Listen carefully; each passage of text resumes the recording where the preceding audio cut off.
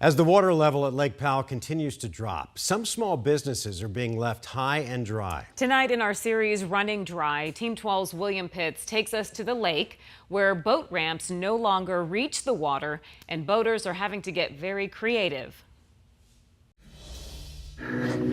This hill is Max Lapicus's enemy. We tell them, hey, there's this hill, it's going to be really hard.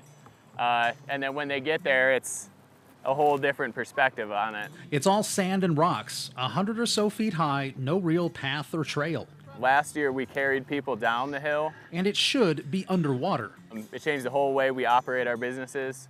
Last year, we had to come up with ideas to help get our employees to help the customers carry stuff up and down. Normally, we would be under about 70 to 100 feet of water. Max runs Lake Powell paddleboards and kayaks, a rental and touring company. In years past, people would just get in the kayaks on the boat ramp and take off.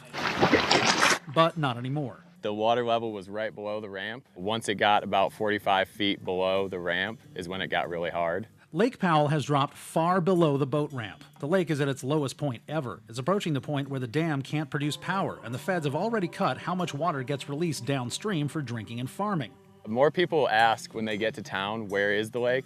And businesses that depend on the lake, like Max's, are having to be creative. We bought a big barge and store all of our kayaks on there, drive it from the marina and back every day. It takes about 30 minutes one way. Which means his day starts at 4:30 in the morning and ends late at night. And that doesn't fix the problem of the hill. It's still there and people still have to climb down it. They just don't have to carry a kayak with them. Oh boy. Max says the drying up lake hit his business harder than the pandemic. Last year was one of our record years, but since the water has now come down farther, it's cut our business in about half. But I remember camping on those beaches all along that shoreline 3 years ago, and you could just paddle over there after work, go camping, and then paddle back the next day. Not anymore. No, not anymore. Regardless of what happens with the power plant or the drinking water, this lake is not going to run out of water anytime soon. Swimming in the middle of it, there are hundreds of feet of water between me and the bottom of the lake.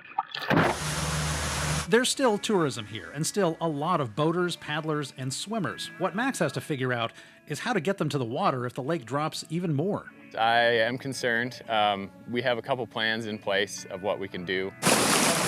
The boat ramp is run by the Park Service. Extending it is up to them, and the Park Service says there are plans, but no funding to do it.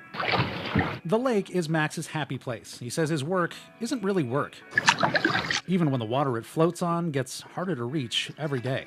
So it's tough to complain when you get to do this. At Lake Powell, William Pitts, 12 News.